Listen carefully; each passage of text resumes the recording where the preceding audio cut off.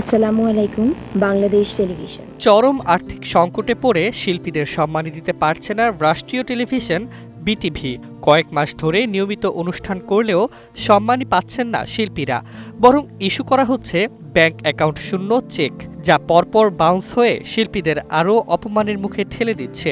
যে বিটিভি একসময় শিল্পীদের স্বপ্নের মঞ্চ ছিল, আজ সেখানে শিল্পীরা চেক হাতে ব্যাংক থেকে ব্যাংকে ঘুরছেন, অথচ ফিরতি বার্তা মাত্র একটাই, হিসাবটিতে পর্যাপ্ত টাকা নেই।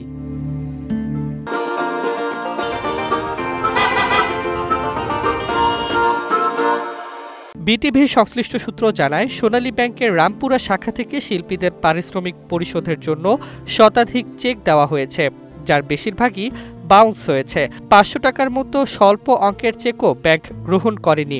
নিয়মিত অনুষ্ঠান করা অনেক শিল্পী ৫ মাস ধরে অপেক্ষায়, তবুও বিটিভি কর্তৃপক্ষের কোনো স্পষ্ট জবাব নেই। শিল্পীরা অভিযোগ করছেন, সম্মানী বরাদ্দের টাকাও নানাভাবে অন্য খাতে সরিয়ে ফেলা হচ্ছে। দুর্নীতি, অদক্ষতা, পক্ষপাতিত্ব ও দেন দরবারের কারণে প্রতিষ্ঠানটি এখন অচল অবস্থার মুখে।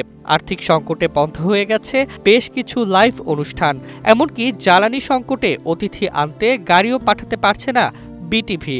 দীর্ঘ ১৭ বছর পর পুনরায় চালু হওয়া নতুন ২০ অনুষ্ঠানও এর প্রভাব থেকে রক্ষা পায়নি।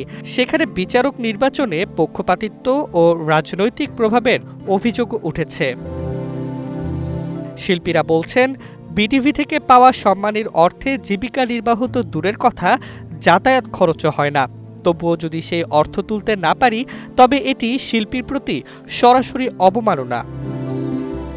এই অবস্থায় শিল্পীরা হতাশ ও ক্ষুব্ধ, অথচ প্রতিষ্ঠানের ঊর্ধ্বতন কর্তৃপক্ষ নীরব। শিল্পী সমাজ বলছে, রাষ্ট্রীয় গণমাধ্যমকে টিকিয়ে রাখতে হলে অবিলম্বে আর্থিক শুদ্ধি অভিযান, জবাবদিহি ও দুর্নীতির তদন্ত প্রয়োজন।